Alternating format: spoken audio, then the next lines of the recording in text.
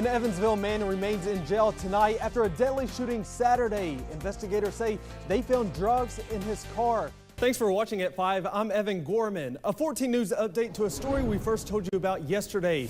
This is where President Trump is planning to rally. We are only 1 week away. Randy, I want to show you, this is a portion of Park Street that was blocked off. Police had crime scene tape running all the way down. This is the car that was hit, but the car that police were chasing after actually ended up down the street. Well, Stogner is facing 544 counts of animal cruelty, making this the largest rescue in Kentucky's history. This is their first baby delivery over the phone ever. Officers were investigating a sexual assault. They say shortly after they got here, the suspect returned but then tried to run. And now to another shooting. Investigators say she was not the intended target. An Evansville woman is dead after police say she was shot through the wall of an apartment. Doors just opened. There are more than 100 people in this line. Some of them have been waiting for hours, and I tell you, they are excited. Jackie, tonight was the second reading of that ordinance, which means it needed to go before a vote, and it did. I saw her come out here and she screamed, crying, just saying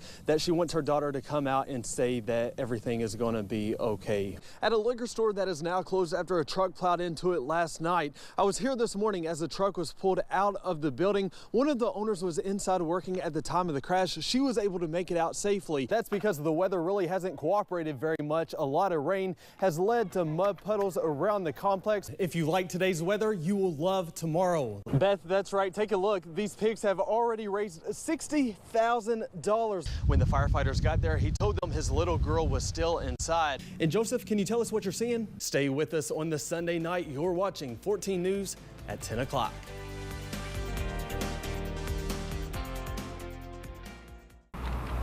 Marshall County High School alum Amanda Hawley now works only blocks away from the school. And more sirens than normally we get through here, and we decided something was up. She tells me word spreading quickly across their community. There had been a shooting at the high school. Every fire truck, every emergency vehicle that we have in the county was headed to the high school. Her two sons are not in high school yet, but her sister-in-law works for the school system. 2 students killed by a 15-year-old gunman. And my son is almost 14. He'll be 14 in just a few days. And I can't imagine that, and I can't imagine what drove him to do that, what he has had done to him that would drive him to do that. And I just can't imagine what his parents are going through. Faced with the unimaginable, now figuring out how to move forward. I'm not sure how we'll process it. I personally am just going to have to, I've been praying all morning for the students, their families, the shooter and his family, because I can't imagine collectively what they're all going through. And I think as a community, that's what everyone else is doing, praying and relying on our faith. It's scary. It's a lot more psychological at first. Now, once we start going into it more, you start realizing, well, if this continues on another paycheck, am I going to be able to make a bill? Josh McConnell is one of hundreds of thousands wondering when they're going to be paid. He works as a TSA agent at Evansville Regional Airport. You have a very important job, first of all, and to know you're going in and you're not going to get paid for that day, for that work that you put in. How's that make you feel? It's rough. It's very frustrating. I mean, we know that eventually we are going to get paid. A veteran, McConnell has worked in the role for more than a decade. You know, I'm helping to protect my country. He's been through this before. This is McConnell's 5th shutdown, the first of them in 1995 when he served in the Navy. You know, I'm not blaming any one party for this. I'm just saying, you guys get together, get it taken care of so we can start getting our paychecks back. He says while budgeting, the bright spot has been companies and people who have bought their meals. How'd it make you feel? Oh, it makes us all feel really good. They're not the only ones so far. We've had several others. We've had individuals that we deal with that just fly on a regular basis.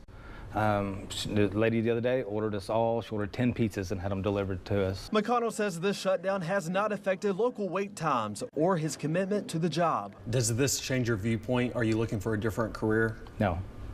I love TSA. I love what I do. I wouldn't have done it for this long because, you know, I could have transferred out to anything else. McConnell has missed 1 paycheck so far.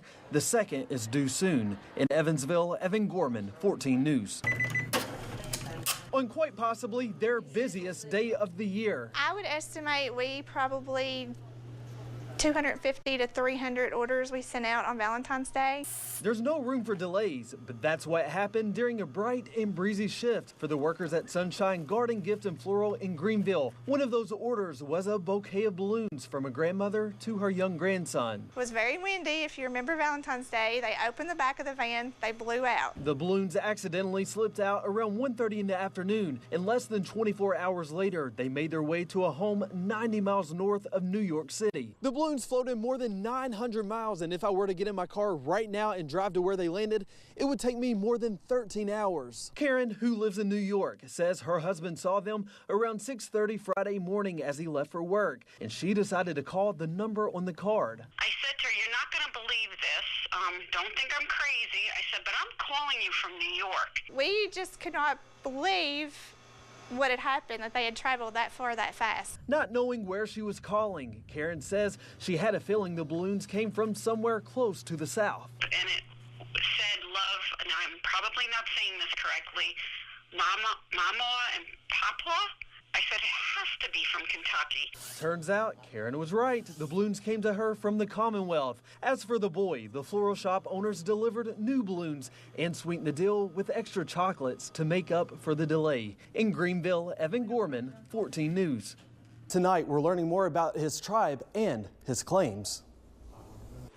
I'm the chief of the Southern Cherokee Nation. Dressed in a badge, patches, and emblems, we first introduced you to Michael Bewley on Tuesday. Just because we don't have headstones there doesn't mean that our people aren't buried there. This interview followed an I-69 crossing meeting Monday night where Bewley spoke publicly, saying the preferred route would disrupt Native American burial grounds. Pick a fight, but make sure it was a good fight. Bewley showed us maps he claims were provided by an archaeologist who completed studies in the 50s, plus letters from various elected officials, including Kentucky governors Ernie Fletcher and John Y. Brown. And that's from Judge Watkins. We grew up together. Okay. And he states there that that he knew me for over 40 years and that I was definitely a descendant of the Cherokee Nation. 14 News has since learned the Southern Cherokee Nation of Kentucky is not federally recognized. I wanted to be federally recognized just so we could be, stand equal with other federally recognized tribes. Bewley says he's worked for more than a decade to be recognized by the federal government. Every time we would send them what they wanted, then they would send us a letter saying, well, we need this now. The application was dropped by the Bureau of Indian Affairs. I reached out to the Cherokee Nation in Oklahoma. The man I spoke with served on a council whose job it was to call out posers to prevent copycats. And it's a distortion of history that there are any such groups. The three tribes I listed as Cherokee, the Cherokee Nation, United Kituah Band of Cherokees, and the Eastern Band of Cherokees all have had a long relationship with the federal government. Some people even attacking you personally, saying you're a con artist. Yeah. But you've seen our historic documents. You've been to the Historical Society. We're not hiding anything. We're putting out what we have. This isn't the first time Bewley has drawn attention. He previously appeared on an episode of Monster Quest, searching for the Spotsville Monster. I'll tell you what, these suckers can tiptoe across the ground and never leave a mark. Wow. It's unbelievable. The I-69 project team assigned an archaeologist to work with Bewley. They met earlier this week, continuing a conversation that began several months ago. The project team describes their archaeology investigation as very sensitive and says it is being handled discreetly. We're going to take any information that is gathered, and that's going to be part of our design process, part of our decision-making process. She said that they did find flint chips. She didn't say how many, but there were quite a few flint chips she found. Online records show Colonel Richard Henderson bought the land in Henderson from Cherokee Indians who were believed to have lived there in the late 1700s. I got more proof than would be needed. PVA records show the land he claims is a burial ground is now owned by several entities. So is Bewley really the chief of a Cherokee tribe? Are his claims true that the preferred route crosses over Indian burial grounds? And should the route be moved? We'll keep investigating and let you know.